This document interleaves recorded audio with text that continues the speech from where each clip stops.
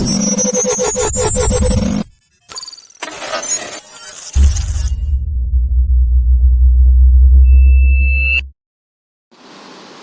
students, how are you all?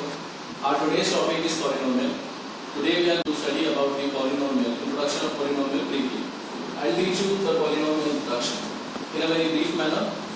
First of all, यहाँ पर बात कर लेते हैं polynomial, which means we can say that polynomial is made up of two words. ये दो words से मिलकर बना होता है. One is poly, as we can see here. Second is nomial. Poly means many. Nomial means we can say steps or terms. As it is clear with both of these words that a series which has many terms or many steps, किसी भी equation में अगर बहुत सारे terms, many terms होते हैं तो हम उसको बोलते हैं polynomial.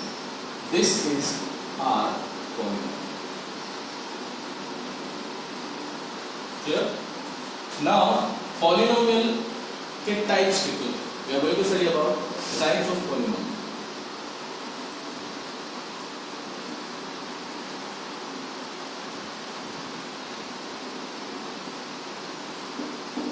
देखो टाइप्स ऑफ पॉलिनोमियल को मैं अपनी लैंग्वेज में बोलता हूँ nomenclature, because I am giving the names to the polynomial equations, right? So nomenclature which means हम यहाँ पर हमारी पॉलिनोमियल इक्वेशंस को नाम देने वाले हैं. किस तरह से हम इनको नाम दें? यहाँ पर हमारे पास दो डिफरेंट टाइप्स है to give the name to the polynomial equations. First is based on number of steps, or we can say the number of terms. Second is based on the degree of polynomial, right? So इन सब के बारे में हम briefly पढ़ेंगे, इन सब के बारे में ब्रीफली में पढ़ेंगे हम. लेकिन पहले इन दोनों के पढ़ने से पहले हम कुछ छोटी छोटी सी चीजें इनके बारे में सीख लेते हैं जो क्या है. But before studying the polynomial we have to study about the expression and equation. There is a very basic difference between expression and equation. जब तक हम इन दोनों को नहीं समझ लेंगे हम पॉलिनोमियल तक नहीं पहुंच पाएंगे, राइट? सो हम सबसे पहले डिस्कस करते हैं what is expression and what is equation. बहुत छोटा सा डिफरेंस है. Let's say I am having two examples of these expression and equation. One is ax square plus bx plus c. Here is also ax square plus bx plus c. This is expression or equation. हमें सिर्फ ये पता लगाना है कि ये क्या है. So expression और equation का basic difference ये है कि अगर किसी भी लिस्ट में, this is a series or a list और अ पॉलिनोमियल, ठीक है, अगर इसके अंदर हम इक्वेट नहीं कर रहे हैं, इक्वेशन का साइन नहीं लगा रहे हैं, तो ये रहेगा एक्सप्रेशन. इक्वेशन का मतलब होता है टू इक्वेट समथिंग. इक्वेट का मतलब दो चीजों को इक्वल कराना. तो यहाँ पर ये एक साइन, एक सिंबल ऑफ इक्वेशन इंसर्ट हो जाएगा. ये साइन लगा दिया. अब इसके आगे कोई भी वैल्यू हो सकती है. I am taking 0. तो कोई भी वैल्यू अगर दो वैल्यूज को इक्वेट करा रहे हैं मतलब तो ये साइन आ रहा है बीच में इक्वल का. ये हमारा बहुत ज्यादा समझ. तो आप समझ रहे हैं इस चीज को. Equation means to equate something, यानी किसी भी एक्सप्रेशन के बीच में अगर ये वाला साइन आ रहा है, इक्वल टू वाला साइन आ रहा है, इक्वल्स वाला साइन आ रहा है, तो ये होगी इक्वेशन. लेकिन अगर किसी एक्सप्रेशन में, किसी भी लिस्ट में ये साइन नहीं है, लाइक दिस, यहाँ पर ये वाला साइन नहीं आ रहा, इक्वल टू का साइन नहीं है, तो जब इक्वल टू का साइन नहीं होगा तो ये एक्सप्रेशन है. और जब इक्वल्स का साइन इंसर्ट हो गया तो ये इक्वेशन है. This is the basic difference between expression and equation. Students, आप लोग गलती यही करते हैं, आपको नहीं पता होता है कि हमें एक्सप्रेशन क्या बोलना है और इक्वेशन किसको बोलना है. इक्वेशन का मतलब ये इक्वल वाला साइन प्लस इक्वल से आ रहा है. अब जब हम इक्वेशन तक पहुंच ही गए हैं तो हम इसकी बेसिक 3 टर्म्स भी डिस्कस कर लेते हैं. वो है variable, constant and coefficient.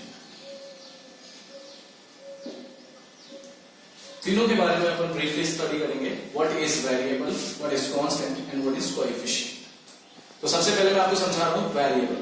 What is variable? याद रखें, वेरिएबल सबसे इजी अप्रोच होता है किसी भी वर्ड को समझने का कि उसको इजी दो वर्ड्स में ब्रेक आउट करो। लाइक यहां पर वेरिएबल लिखा हुआ है, इसको मैं दो वर्ड में ब्रेक कर लेता हूं। ये दो वर्ड से मिलकर बना है very and able. Very means change, able तो एबल होता है, ये सबको पता है। अब इन दोनों को एक साथ बोलो, चेंज एबल, चेंजेबल। चेंजेबल का मतलब होता है कि कोई भी वैल्यू जो चेंज हो सकती है। तो अगर कोई वैल्यू जो चेंज हो सकती है which means it is not fixed, इसकी वैल्यू फिक्स्ड नहीं है, तो कोई भी जिसकी वैल्यू चेंज हो सकती है इज कॉल्ड वेरिएबल। तो हमारे वेरिएबल के डेफिनेशन में हम सिंपल सी एक लाइन लिख सकते हैं,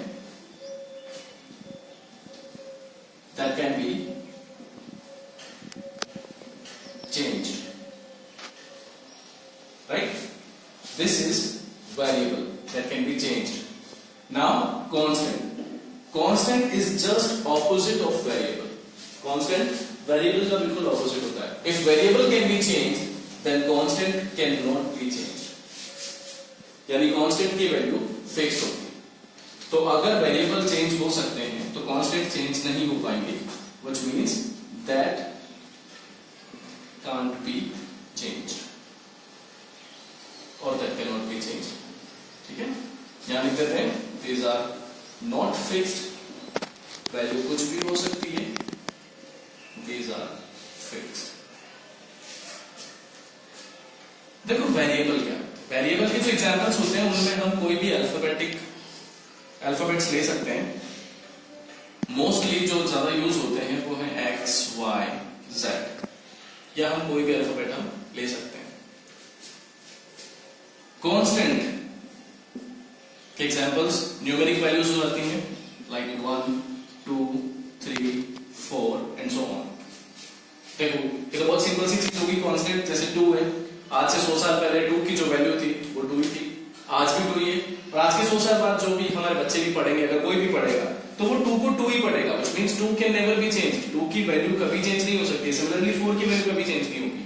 4 पहले भी 4 था, आज भी 4 और आगे भी 4 ही रहेगा। इसलिए ये सारे कांस्टेंट्स हैं।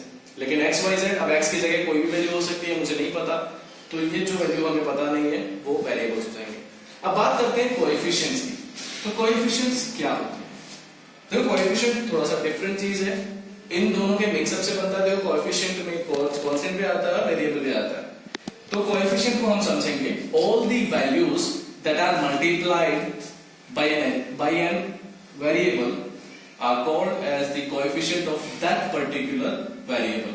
इसका मतलब किसी भी इक्वेशन में, मान लो मैंने यहां पर कहा, एक एग्जांपल लिख देता हूं मैं यहां पे, 4x square plus 5x plus 6 is equals to 0. It is an equation, right? Because there is an equal sign. So coefficient मैंने आपको definition बताई, वो definition थी, फिर से repeat कर देता हूँ। All the values that are multiplied by a variable are called as coefficient of that particular variable. जैसे x स्क्वायर किसके साथ मल्टीप्लाई हो रहा है? 4 के साथ। तो यहाँ पर 4 coefficient है किसका? x स्क्वायर का, x का नहीं, x स्क्वायर का। यहां पर x के साथ क्या मल्टीप्लाई हो रहा है? 5। तो ये जो 5 है, this is the coefficient of x only, right? So these are the coefficients. मैंने आपको कहा था कोएफिशिएंट किसी पर्टिकुलर वेरिएबल का ही होगा। कोएफिशिएंट्स हमेशा वेरिएबल्स के होते हैं। तो 4 यहां पर x स्क्वायर का कोएफिशिएंट होगा, x का नहीं होगा। x का कोएफिशिएंट 5 है, 4 नहीं, ठीक है? तो आपके पास क्वेश्चन इस तरह से बनता है, what is the coefficient of x square? तो यहां लिखेंगे हम कोएफिशिएंट ऑफ x स्क्वायर। ये क्या है इस इक्वेशन में? 4। Similarly coefficient of x is 5। 6 जिसके आगे कोई भी वेरिएबल नहीं है, ये हमेशा रहेगा constant. So 6 is called constant over here. अब कुछ लोग ये बोलते हैं कि सर यहाँ पर वेरिएबल है, कैसे नहीं है? हाँ, एक वेरिएबल हम मान सकते हैं। मान लो यहाँ पर कुछ भी नहीं है तो मैं लिख सकता हूँ x raised to 0। ये जब हम आगे डिग्री ऑफ पॉलिनोमियल में पढ़ेंगे तब जाके हम इसको डिस्कस करेंगे, लेकिन जब तक हम इसको डिस्कस नहीं करते हम ये मानेंगे कि यहाँ पर वेरिएबल नहीं है, और अगर वेरिएबल नहीं है तो 6 क्या है, कांस्टेंट टर्म हो जाएगी। तो इसकी डेफिनेशन हम देख लेते हैं, ये हमारे एग्जांपल्स थे। डेफिनेशन हो जाएगी all the values that are multiplied with a variable are called as coefficient of that variable। हर एक वेरिएबल का कोएफिशिएंट अलग अलग होगा। सिंस अब कई बच्चों के दिमाग में ये डाउट आएगा कि सर यहाँ पे वेरिएबल तो एक ही है, यहाँ पर तो पूरी इक्वेशन में सिर्फ एक ही वेरिएबल है x, लेकिन वेरिएबल x है लेकिन टर्म्स अलग अलग है बेटा। यहाँ पर x स्क्वायर है, यहाँ पर x है। तो जब हम x स्क्वायर के कोएफिशिएंट की बात करेंगे तो हम 4 कंसीडर करेंगे, जब हम x के कोएफिशिएंट की बात करेंगे तो 5 कंसीडर होगा, x स्क्वायर वाला नहीं होगा। ठीक है, so this was all about the coefficient, variable and constant. Fine, अब हम आगे चलेंगे, अब हम फर्दर डिस्कस करेंगे द टाइप्स ऑफ पॉलिनोमियल। हमने वेरिएबल, कोएफिशिएंट, कांस्टेंट तो पढ़ लिया, अब बात कर लेते हैं इक्वेशन से बनने वाली कुछ इंपॉर्टेंट टर्म्स की, जिसके अंदर हमारे पास आती है डिग्री। किसी पॉलिनोमियल की डिग्री क्या होगी वो हम बात कर लेंगे पहले, लेकिन पहले अब आप इस चीज को देख लो।